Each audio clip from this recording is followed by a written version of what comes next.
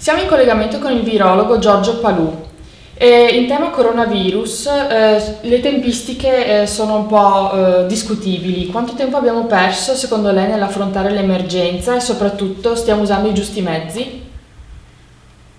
Uno, quanto tempo abbiamo perso? Beh, all'inizio ne abbiamo perso, quando soprattutto la politica si è persa in discussioni se quella di affidarci a un isolamento fiduciario di soggetto centro era più o meno una discriminazione nei confronti di altri popoli, dei cinesi in particolare, se era politicamente corretto. Abbiamo perso circa un paio di settimane, forse anche di più. Quindi assimilavamo questi rientri ai barconi di migranti, completamente sbagliato. Il primo dovere e diritto è tutelare la salute. Secondo, ne abbiamo forse perso quando abbiamo cominciato con almeno 2 settimane di ritardo, quando c'era già la notifica dell'epidemia in atto, a porre misure restrittive. Terzo, le abbiamo poste in maniera limitata, cioè i focolai Lodigiano e Vo, per poi estenderli alle province e poi alle regioni. Quarto, poi abbiamo atteso, credo almeno altri 10-15 giorni per estenderlo a tutta Italia. Quindi come tempistica non siamo stati veramente celeri né tempestivi.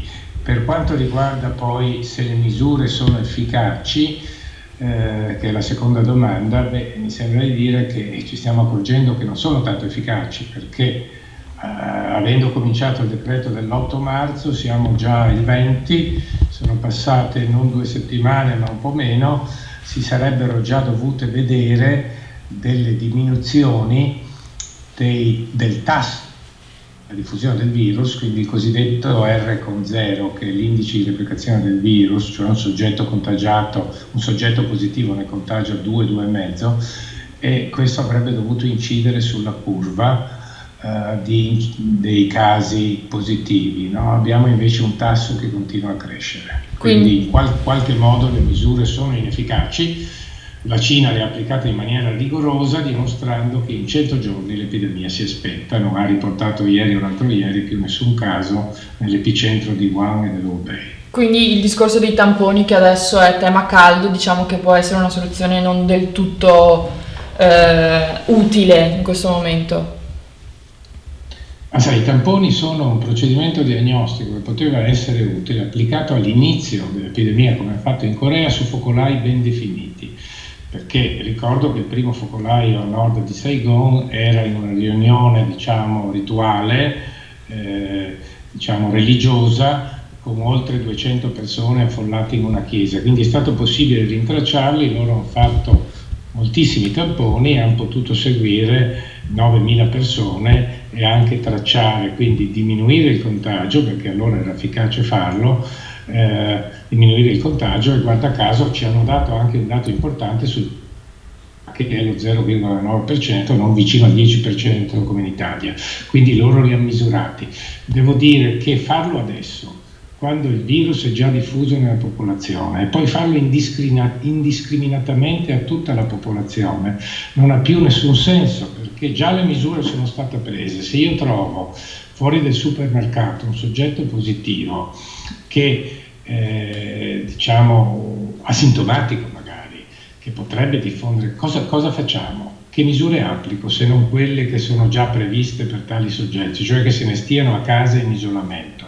Quindi oggi invece i tamponi andrebbero sì estesi, ma a chi può essere il veicolo dell'infezione, soprattutto a chi è in prima linea, a chi lavora, diciamo, negli ospedali, anche perché è dagli ospedali ormai è evidente che da là, ce lo dimostra il caso di Lombardia, che si diffonde il contagio.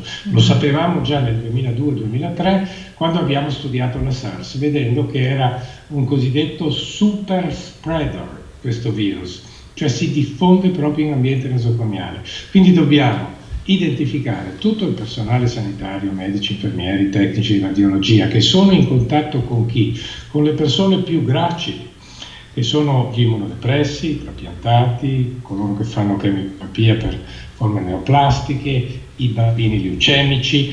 Quindi dobbiamo impedire la diffusione del contagio da questi portatori, e oggi sappiamo che abbiamo dei casi proprio di contagio in ospedale, che molti medici sono positivi al test, e poi dovremo proteggere dove? Le case di ricovero per anziani, anche lì tutto il personale, soprattutto perché guarda caso la mortalità è oltre il 90% nei soggetti settantenni e soprattutto 92-95 negli over 80 anni. Quindi, e poi applichiamoli a tappeto sì, ma a chi? A popolazioni selezionate, a chi è responsabile di tenere aperto, diciamo, uffici pubblici, è in contatto con il pubblico, e quindi non possiamo permettere che quella diventi una catena di contagio. Quindi abbiamo un picco che è ancora da verificarsi in realtà.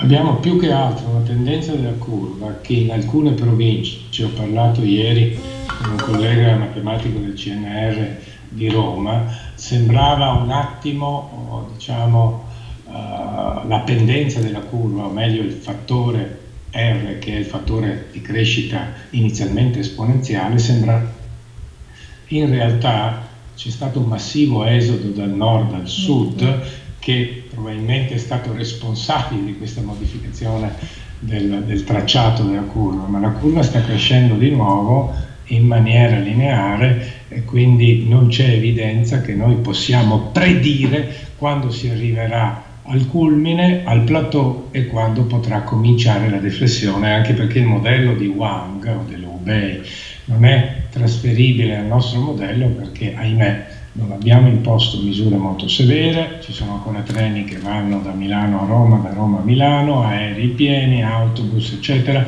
ci sono molte aziende aperte dove non si mantiene la distanza di sicurezza di 1,5 metri, 1 metro e più, e ci sono soprattutto ambienti chiusi che sono, diciamo, in cui l'aria si diffonde con un unico condotto, per cui ecco, sono a rischio. Ma e quindi a livello mondiale cosa dobbiamo aspettarci, dato che c'è un ritardo da parte degli altri paesi? Allora, a livello mondiale quello che sta succedendo, una pandemia di solito comincia sempre da un nucleo centrale e si diffonde per contiguità. Poi con la globalizzazione, quindi trasferimenti di merci, di persone, oggi si va da una parte all'altra del globo, e questo è avvenuto, diciamo, quando è stata dichiarata l'epidemia l'8 di dicembre, ma sapevamo già dall'indagine condotta filogenetica sul genoma del virus che il virus circolava già almeno un mese, se non di più, prima. Quindi questo virus si è diffuso. Ma cosa sta succedendo? Che ci sono ancora alcune parti del mondo dove il virus si diffonde per episodi sporadici, non per veri e propri focolai. Quindi, sto parlando dell'Africa, soprattutto del Sud America. Quindi quello che dobbiamo attenderci, in linea anche con altre pandemie, cito anche quella dell'influenza del 2009, l'H1N1 cosiddetta suina, che è cominciata, diciamo, in Messico ai confini con gli Stati Uniti nell'aprile ed è finita l'anno successivo dopo.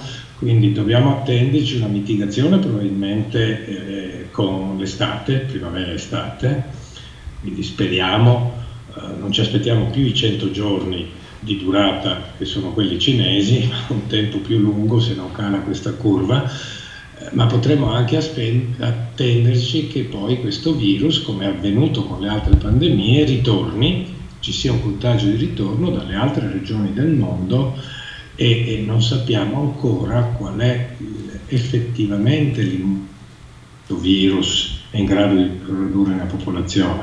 Abbiamo alcuni dati, soprattutto cinesi ovviamente, che dicono che i soggetti che si sono infettati hanno sviluppato anticorpi protettivi, tanto che questi vengono usati con trasfusione di plasma per trattare soggetti acuti.